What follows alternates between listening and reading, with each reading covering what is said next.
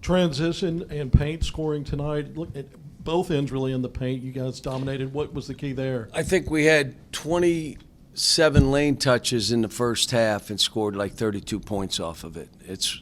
There were a couple plays I tell them, you want to show your bag of tricks and step back. Just go by the man. Just go by him because we're a good enough shooting team that they got to play.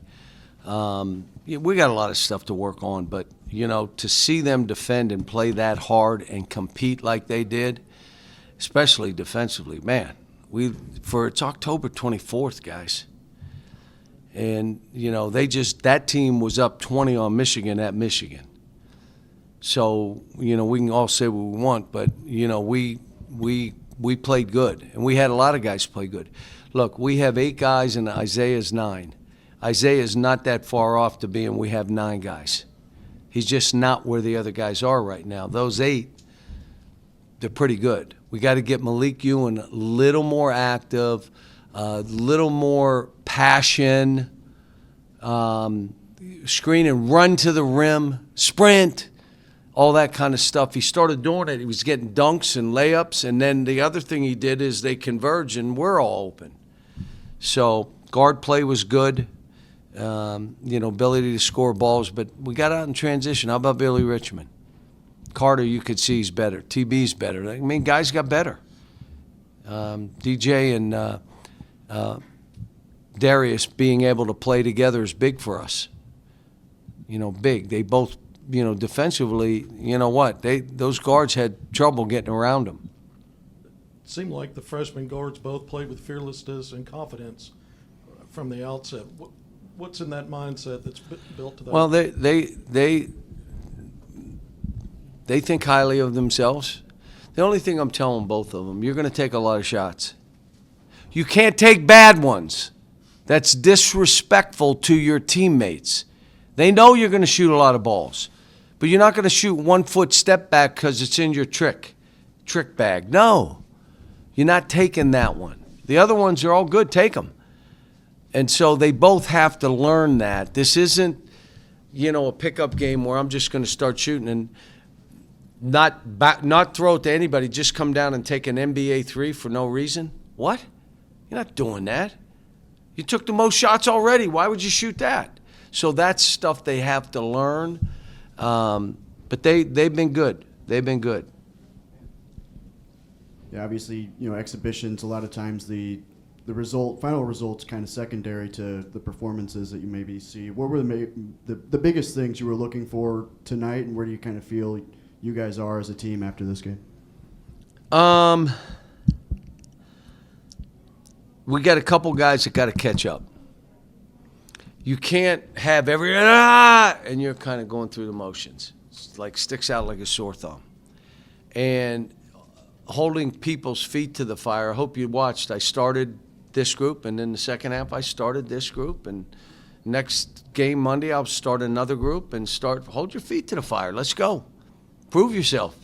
You want to be out there, you have to deserve to be out there. You get no entitlement here now. I'm going to play the best guys. And the biggest thing again, we got a bunch of good guys again, just like we had last year. We were 0-5. If we did not have good guys, we would have never got through it. We had good guys. We had our 2 leading scorers go down. If we did not have good guys who were backing up other guys, but they were good people, we would have never thrived the way we did. We didn't just survive, we thrived. I just want to know, okay, is this team ready to come in every day and try to get better? Because they told on themselves today. Do you think? They told on them. You all like, you that good, or can you be that team? And, well, can you? I mean, can you defend that way? I'm not talking about making shots and all that. Can you defend that way every time we play? You play in a better team, it won't be that score maybe. Maybe it's a tighter game, but then we got to play smarter to finish games off. That we're having to learn. Obviously, you have DJ and Darius, who are kind of natural ball handlers, but you have a bunch of different guys who can handle bringing the ball up the floor. Just how much of a benefit have you noticed that being, throughout the offseason and now in this game tonight? Well, you can have anybody bring it up when you have this kind of team. It's positionless, which is dribble, drive, and positionless basketball are things that I've been preaching for a long time. That you're teaching your guards the same stuff you're teaching your bigs. And you're teaching a big, if you can bring it up and get us started, bring it up and get us started. It's faster. You rebound and you go, you can throw it ahead, he can throw it ahead, and all of a sudden we're throwing it at the rim and dunking. So, yeah, I tried to go to some open later in the game because I just want to see it. I want to see how we play that way. Coach, in the offseason, you talked about the team, trying to figure out the flow of the game and when things are going sideways, how do they bounce back? Since he goes on the run in the middle of the first and then your guys respond, what did you like out of kind of that response that this team can build on moving forward? Well, I'm going to watch the tape and I'll see what happened. I think we had to call a timeout and really just refocus. Like, dudes, you're not thinking the right way. You're thinking again, like high school players at times. But no, you need to get like this game Monday. Going to be a hard game because of how they play. Do you guys know how they play? Anybody here watch basketball at all?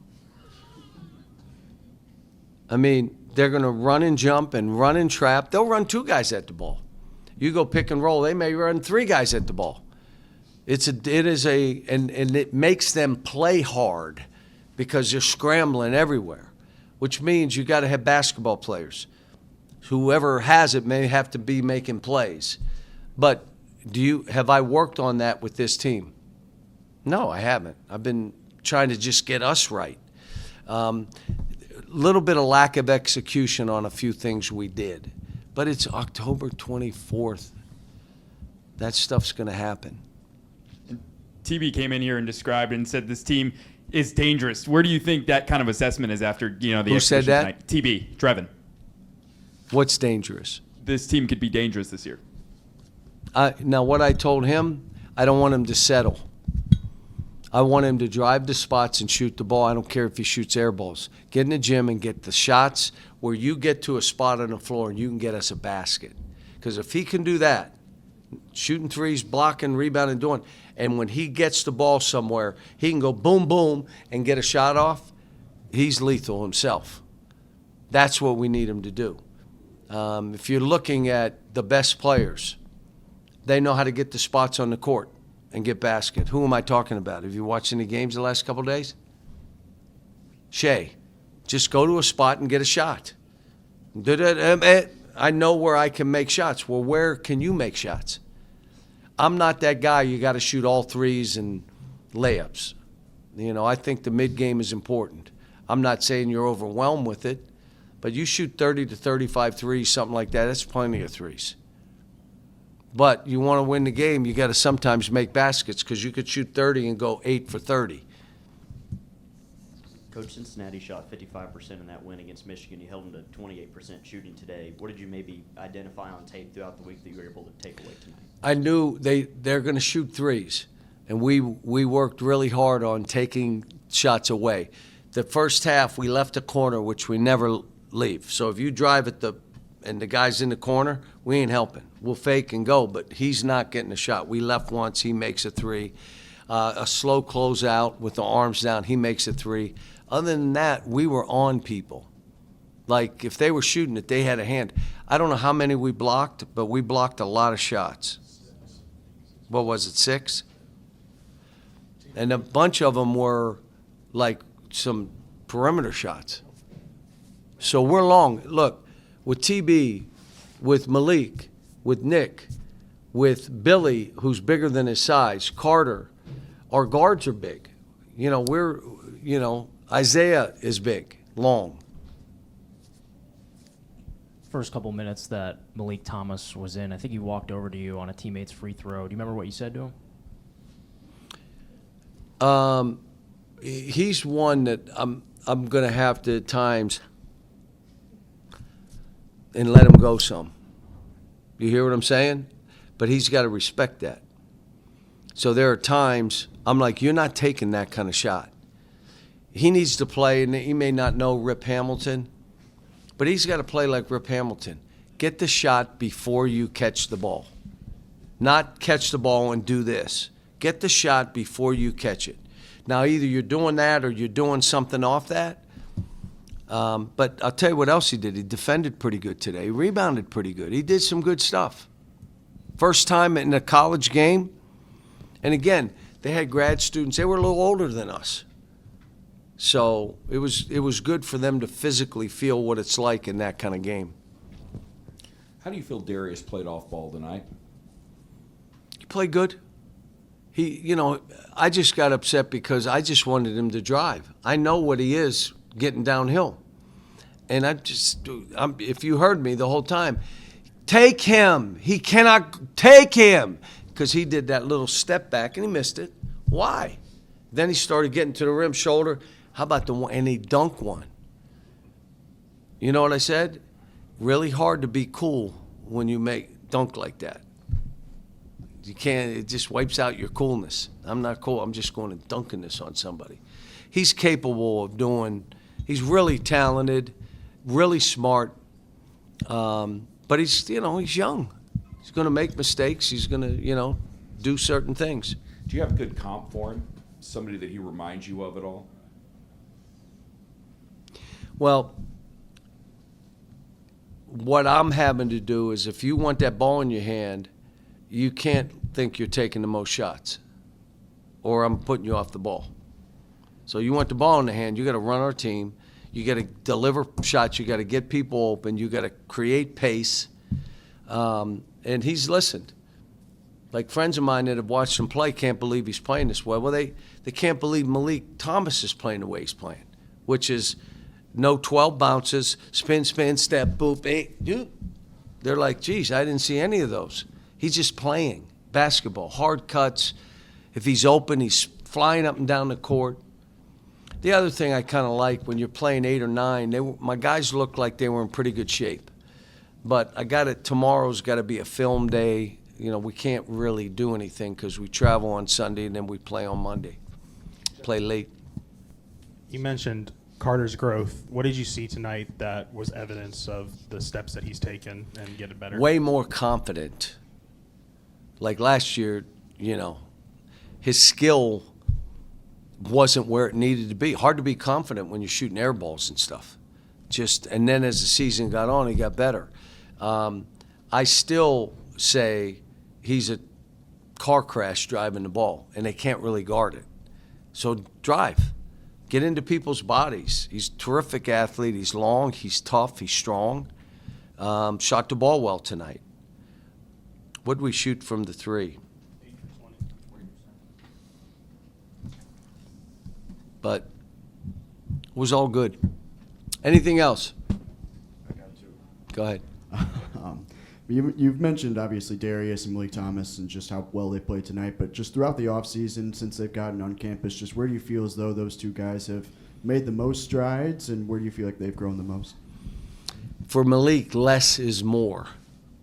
Less is more, and he's playing that way. With Darius, it was about body language because things aren't always going to go right. It's about pace of play, a viciousness to your game, and they're listening. They're trying. They want to do what we're asking them to do. But they both have gotten. They came here to be coached. They'll tell you, I want to be coached. Until you're coached, then it's hard. But they came here for that, and they've responded. I mean, they both have. But it's a long season. It's October 24th. And there's going to be the dog days and all the other stuff. And then you mentioned Memphis earlier. Obviously, going back to Memphis, you're going to have a lot of your former players 40. there. And 40 guys. Yeah, a lot of them. But just how excited are you for that? Just looking ahead to that, just playing Memphis. Ellen and I are both looking forward to it. We're going to have a practice at 1, and we've invited all the guys back. There's 3 or 4 that's got to do videos. They can't be there, and they're sick. They want to be there, and I've been in touch with them, but it's like 40 guys coming. I want my team to understand how long ago was that? I was in elementary school. I know that. What's that? I was in elementary school. I know that. Yeah. 17, 18 years ago. All right, and look, that long ago, and look, that group and all of us, we're like that, 18 years later. That is what a team sport can do if you truly care about everybody. I'm not just talking me, I'm talking them. They cared enough. They competed together. They went through something. That was an unbelievable run. And that team stayed together. And for us to go back and, and it's celebrating Memphis too, the city of Memphis. Look, folks, every city, big city in the country has issues. So don't tell me about just Memphis issues. They all got issues. But it's, will you come together to deal with them, or are you going to try to just count on the government? That ain't going to work. I know that city, very charitable, and when they come together, they can solve whatever their issues are. But they got to come together. They did it for basketball when I was there. If that city comes together, anything crazy can happen. And the diversity, the mayor likes to say it's their superpower. And it's intertwined. It's not there and here, and it's intertwined. And those working together, I hope, again, us coming in inspires to say, we can do this. You did it once. I'm telling you, when I was there, people walked, their chest was out. We were beating everybody. We're number one in the country. And the only reason we was because of all the people that helped us. We're going to have a list of all the people that helped me that have passed away. There's about 25 of them. That absolutely, without them, we couldn't have done what we did at Memphis. I want it to be the same way here. I want to have all these people, without them helping us, we couldn't have gotten this program.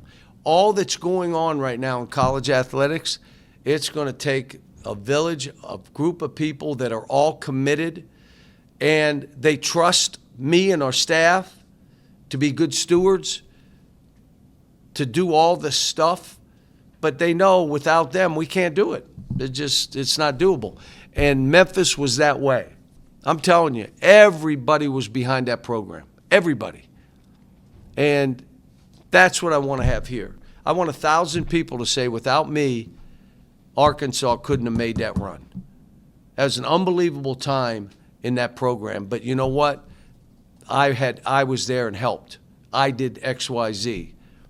So going back is going to be fun. I'm going to see, some of my friends. Ellen's going back to see her friends. That was a great 9 years. 9. Everybody, I only stayed there a couple of years. I was there 9. I was at UMass 8. Started again when I was 12, but I was there a long time. Thanks, Coach. Thank you.